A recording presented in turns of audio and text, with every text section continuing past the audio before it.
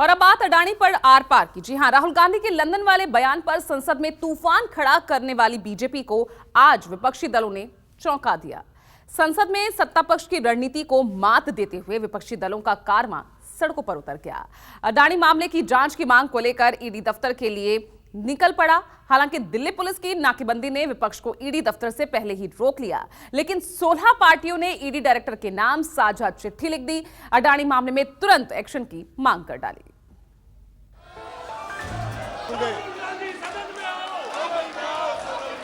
माफी मांगने के बजाय ये तकिया लेके आ रहे हैं। सभी अपोजिशन पार्टी के I have called upon leader of the opposition.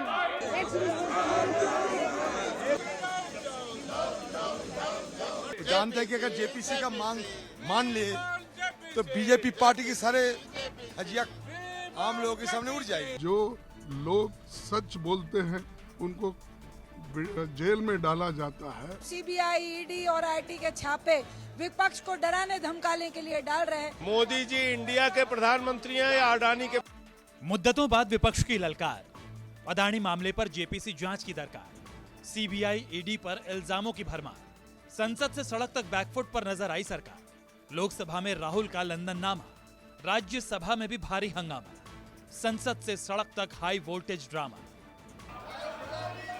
प्रश्नकाल प्रश्न संख्या 201 सीपी जोशी जी।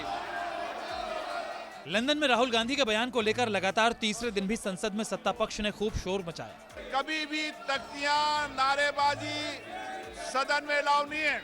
लोकसभा में बीजेपी की पूरी टोली राहुल गांधी से माफी की मांग को लेकर नारेबाजी करने लगी।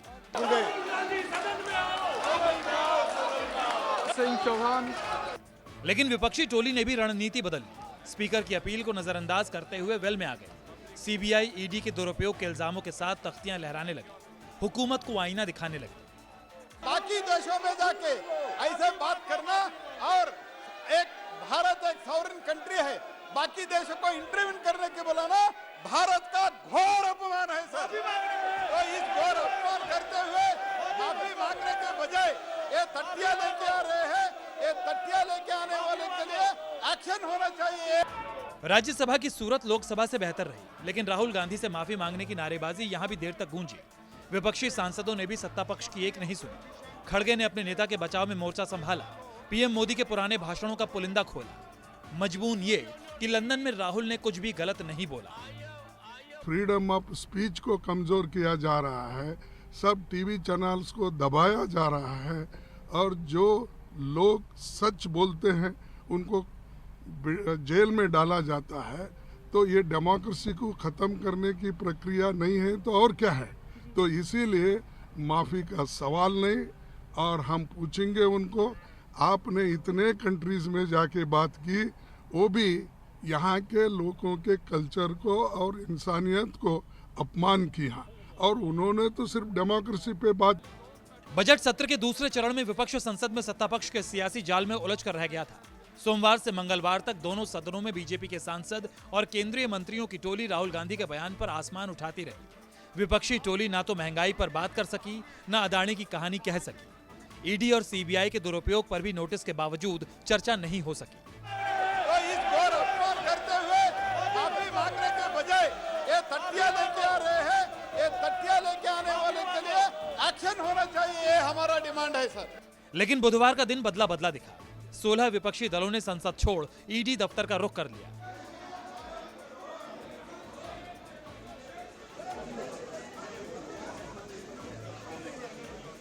हालांकि संसद भवन से निकला विपक्षी सांसदों का मार्च जैसे ही विजय चौक पहुंचा, पुलिस ने विपक्ष का रास्ता रोक लिया।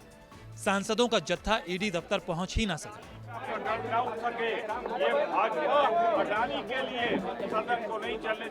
कुछ देर की नारेबाजी के बाद पूरी टोली संसद की तरफ लौट गई, लेकिन जो बात कहनी थी वो रोके ना रुकी। जो आदमी लाखों रुपए का घोटाला हुआ है, LIC बर्बाद हो गई है, स्टेट बैंक ऑफ इंडिया और दूसरे बैंक्स भी बर्बाद हो गए हैं।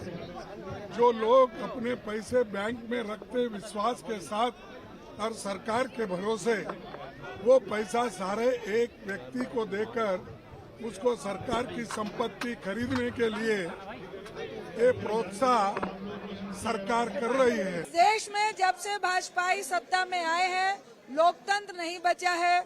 अगर रूलिंग पार्टी में रह के आप घोटाले करते हैं तो आप वॉशिंग मशीन से धुले हुए हैं। अडानी घोटाला हुआ, हम जेपीसी की मांग कर रहे हैं।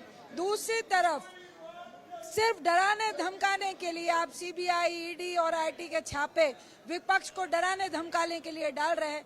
हम चाहते हैं, जेपीसी की मांग है कि जॉइंट पार्लियामेंट्री कमेटी बने। जो डिमांड ये मान नहीं रहे हैं। अडानी जी का नाम सदन के कार्यवाही में नहीं आना क्या दर्शाता है? ऐसी क्या कारण है? इतना भर समझ लीजिए, बात समझ में आ जाएगी। सर, आप लोग अडानी, जेपीसी ये नारे लगा रहे हैं, सरकार की तरफ से एक ही जो है आवाज उठ रही है वो राहुल गांधी और उनकी स्पीच। क्योंकि वो नहीं चाहते कि अडानी जी की बात आई जाए, चर्चा में ना आए। जेपीसी ईडी इस मामले में एफआईआर दर्ज करके इन्वेस्टिगेशन शुरू करे। अडानी के खिलाफ कार्रवाई क्यों नहीं हो रही है? मोदी जी इंडिया के प्रधानमंत्री हैं या अडानी के प्रधानमंत्री हैं? ये देश जानना चाहता है। ये तानाशाही सरकार है, हम इन्हें झुकाएंगे। ये मार्च रुकेगा नहीं। मार्च के महीने में ये मार्च और तरीके इस सरकार की व्यवस्थाओं को, कुकृतियों को लगातार उजागर कर रहे हैं। ईडी तक पहुंचने नहीं देंगे क्योंकि ईडी हमारे यहाँ पहुंचती है अपोजिशन के यहाँ, लेकिन हम डरने वाले नहीं हैं। चाहे लालू जी हो, चाहे शिवसेना हो, एनसीपी हो, सभी विपक्ष के खिलाफ ईडी और सीबीआई जो टारगेट कर रही है ना, हम आखिर तक लड़ते रहेंगे, सड़क पर और हर जगह पे लड़ेंगे। सरकार तो अडिग रहेगी। सरकार की दिलचस्पी रह सकते क्या? तो जानते हैं कि अगर जेपीसी का मांग मान ले तो बीजेपी पार्टी की सारे धजिया आम लोगों के सामने उड़ जाएगी। बीजेपी की सारे जो नौटंकी, बीजेपी की सारे भ्रष्टाचार आम लोगों के सामने साबित हो जाएंगे। इसलिए वो नहीं चाहेंगे जेपीसी हो। जब वो विपक्ष में थे तब चाहते थे, अब नहीं चाहते। देश सरकार और देश के सरकारों द्वारा एक कुछ औद्योगपति घरानों को विशेष लाभ पहुंचाने के लिए सहूलतें की दी गई, रियायतें दी। इस बात को लेकर जांच होनी चाहिए ताकि तय तक जाया जा सके। ये हमारी मांग है। जॉइंट पार्लियामेंट्री कमेटी एक ऐसी निष्पक्ष जांच को मॉनिटर करे और जांच एजेंसी के रूप में ईडी और सीबीआई इसमें जांच करे। ये हमारी मांग है। इसको लेकर हम एक ज्ञापन पहुंचाना चाहते हैं ईडी तक। 16 विपक्षी सांसदों की टोली ईडी दफ्तर पर भले ही ना पहुंच पाई, लेकिन अपनी बात चिट्ठी के जरिए पहुंचा ही दी। ईडी डायरेक्टर के नाम अपनी चिट्ठी में एजेंसीज के हालिया एक्शन का जिक्र आया। अडानी ग्रुप के खिलाफ सबूतों का दावा भी हुआ। मांग ये कि अडानी मामले में तुरंत एक्शन लिया जाए, कार्रवाई में अब तनिक भी देरी न की जाए।